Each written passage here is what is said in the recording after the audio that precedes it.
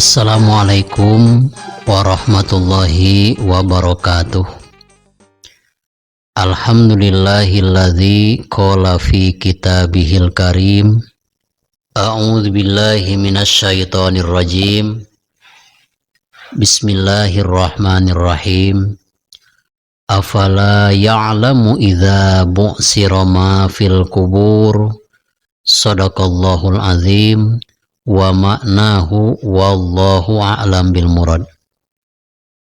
Wa qala al ulama wal ba'si wal qadaril jalili wa jam'ina fi masyarin fihil khalaiku tasyamu wal ba'si wal qadaril jalili wa jam'ina fi masyarin fihil khalaiku tasyamu.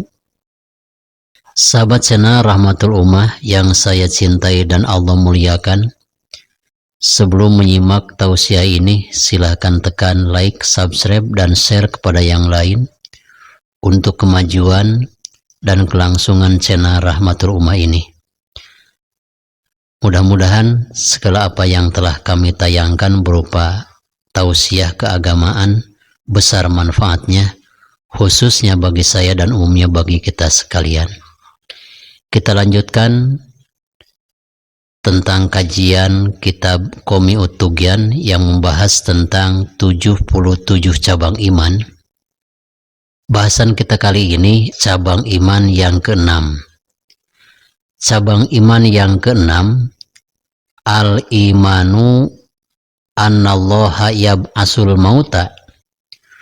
Wajib kita meyakini sesungguhnya Allah Subhanahu wa Ta'ala akan membangkitkan seluruh makhluk yang mati. Sawaun kanu makburina au gurqo wa ghairu dzalik, yang akan dibangkitkan oleh Allah Subhanahu wa Ta'ala setelah hari kiamat, yaitu orang yang telah meninggal dunia, para malaikat yang sudah wafat, binatang-binatang yang sudah mati, termasuk manusia yang meninggal dunia dengan cara dikubur, tetap akan dibangkitkan oleh Allah Subhanahu wa Ta'ala untuk dihidupkan kembali. Begitupun ketika seseorang meninggal dunia, kebetulan meninggal dunianya bukan dikubur, tetapi tenggelam di lautan. Walaupun dagingnya hancur dimakan ikan, tetap di hari kiamat akan dibangkitkan oleh Allah Subhanahu wa Ta'ala. Termasuk juga ketika manusia hancur badannya karena kecelakaan lalu lintas, karena kecelakaan pesawat, nanti di hari kiamat bagi Allah Subhanahu wa Ta'ala tidak akan menemukan kesulitan, tetap akan dibangkitkan. Juga manusia yang mati atau meninggal dunia, kebetulan manusia tersebut meninggal dunianya kena kebakaran sampai-sampai badan dan tulangnya hancur menjadi debu. Walaupun badannya hancur menjadi debu, tetap di hari kiamat akan dibangkitkan oleh Allah Subhanahu wa Ta'ala dan akan dijadikan jasad semula. Lain halnya dengan orang-orang kafir. Allah Subhanahu wa Ta'ala berfirman, za'amal ladzina kafaru allayyub asu qul bala wa rabbi latub asunna. Orang-orang kafir berprasangka bahwa setelah kematian mereka tidak akan dihidupkan kembali.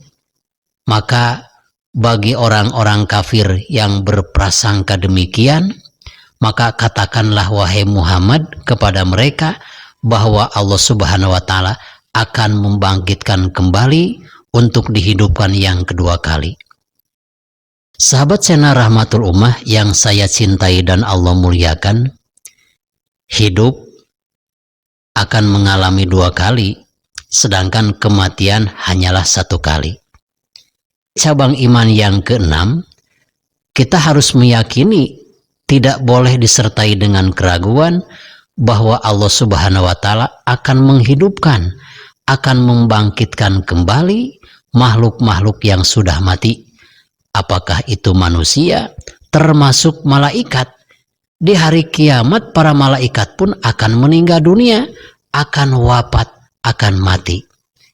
Selain daripada manusia, malaikat, jin dan setan pun tetap di hari kiamat akan musnah semuanya, termasuk binatang-binatang.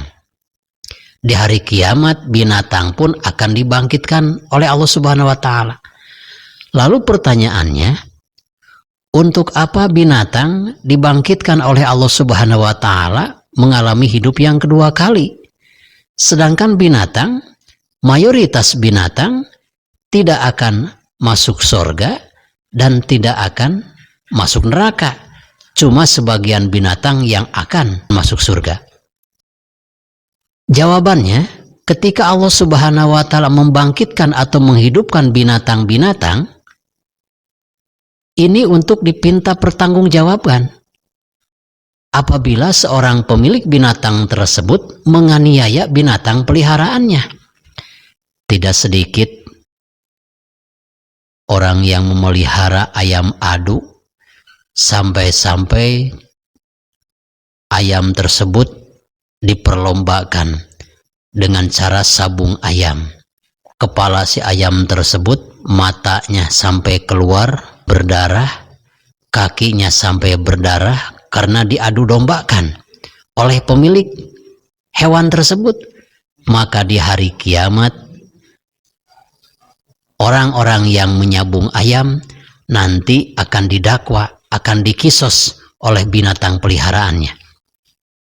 Ketika seorang pemilik domba diadukan domba tersebut melalui dunia perjudian, kambingnya sampai-sampai kepalanya belah, sampai kakinya patah, menahan jerit tangis, sedangkan pemiliknya bersorai gembira melihat binatang aduannya ketika menang dalam pertandingan.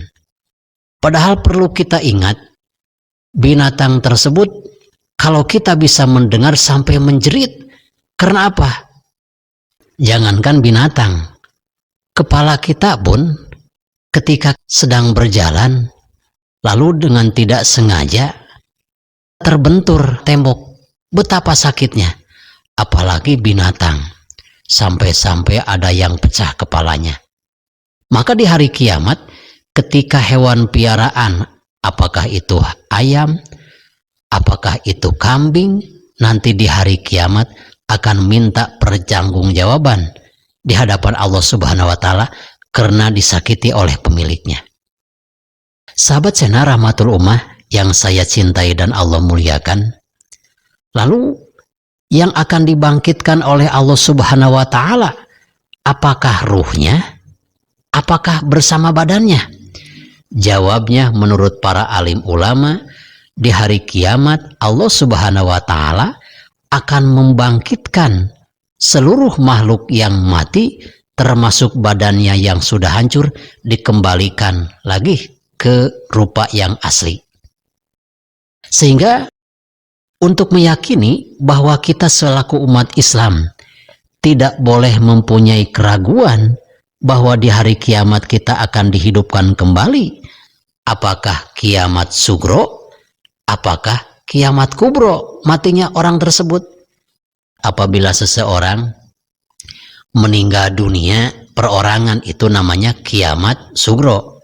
Man mata pakon komat kiamatuhu. Barang siapa yang meninggal dunia berarti berdirilah kiamatnya, berarti kiamat sugro. Adapun kiamat kubro, kiamat yang paling besar, ini musnah. Langit yang tempat kita berteduh, bumi yang kita pijak, ini dihancurkan oleh Allah Subhanahu wa Ta'ala melalui hari kiamat. Ketika manusia sudah tertimpa reruntuhan langit, maka tahun kemudian Allah Subhanahu wa Ta'ala akan membangkitkan kita. Dalam hal ini banyak sekali dalam kitab suci Al-Quran yang menyatakan dalil bahwa seluruh makhluk yang sudah mati akan dihidupkan kembali dengan rupa yang asli. Misalkan kalau orang kafir bahasanya begini, pernah di suatu ketika baginda Rasulullah SAW menerangkan bahwa orang yang mati akan dihidupkan kembali. Bagi orang kafir itu tidak mempercayainya, sampai-sampai ada salah seorang orang kafir ketika baginda Nabi Muhammad SAW menerangkan ketika kita akan dibangkitkan dari kubur, orang kafir tersebut mencari tulang unta yang sudah membusuk, yang sudah lama. Lalu tulang unta tersebut dilemparkan ke hadapan baginda Nabi Muhammad SAW. Wahai Muhammad, apakah Tuhanmu akan mempunyai kemampuan atau mampukah Tuhanmu akan membangkitkan kembali tulang-tulang yang sudah rusak ini? Karena memang itu orang kafir sangat tidak percaya. Sedangkan bagi kita sekalian, wajib kita mempercayai, dan kalau kita tidak percaya bahwa manusia yang sudah mati akan dihidupkan kembali, berarti cabang iman kita yang nomor ke-6 tidak ada. Apabila salah satu cabang iman kita yang 77 cabang, yang satu tidak ada, maka Masya Allah sulit untuk kita untuk memasuki surganya Allah Subhanahu wa Ta'ala. Sahabat Sena Rahmatul Ummah yang saya cintai dan Allah muliakan, dalam surat Al-Adiyat ayat ke-9, dalil yang menyatakan bahwa makhluk yang sudah mati akan dibangkitkan kembali. Afala ya'lamu idza bu'sira ma fil kubur. Itu yang pertama. Apakah mereka tidak tahu ketika Allah Subhanahu wa Ta'ala mengeluarkan segala isi kubur? Kuburan itu isi-isinya adalah manusia yang sudah mati. Apakah matinya itu sudah lama maupun matinya sebentar, tetap di hari kiamat akan dibangkitkan oleh Allah Subhanahu wa Ta'ala. Semenjak manusia yang meninggal di zaman Nabi Adam, tetap tidak akan ada yang luput dari kebangkitan Allah Subhanahu wa Ta'ala di hari kiamat. Yang kedua, dalil yang menyatakan dalam kitab suci Al-Quran bahwa manusia atau makhluk yang sudah mati akan dihidupkan kembali, ini tercatat dalam surat Yasin ayat ke-52. Qalu ya wailana man ba'asana mim marqadina hadza ma wa'adar rahman wa sadaqal mursalun. Ketika orang-orang kafir dibangkitkan oleh Allah Subhanahu wa Ta'ala dari dalam kuburnya, ketika mereka sudah dihidupkan kembali, mereka bertanya, siapakah gerangan yang telah membangunkan dari peristirahatan kami? Maka dijawab oleh para malaikat, hadza ma wa'adar rahman wa sadaqal mursalun.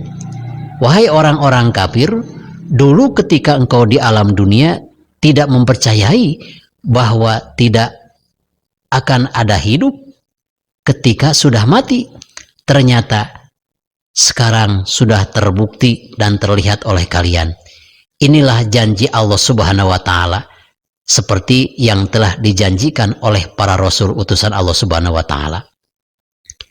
Lalu yang ketiga, dalil yang menyatakan bahwa Allah Subhanahu wa Ta'ala akan membangkitkan seluruh makhluk yang sudah mati, dalam surat Ar-Rum ayat ke-11, Allahu yabda'ul khalqa summa yu'iduh. Allah Subhanahu wa Ta'ala yang mengawali penciptaan makhluk, lalu setelah diciptakan manusia itu akan mati, dan sudah mati, summa yu'iduhu, Allah Subhanahu wa Ta'ala akan mengembalikan ke rupa yang asalnya.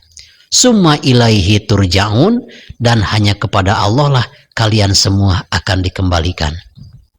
Sahabat Sena Rahmatul Ummah yang saya cintai dan Allah muliakan, kesimpulan bahasan kita kali ini, cabang iman nomor keenam, wajib kita beriman kepada Allah Subhanahu wa Ta'ala bahwa seluruh makhluk yang sudah mati akan dibangkitkan oleh Allah Subhanahu wa Ta'ala tanpa kecuali.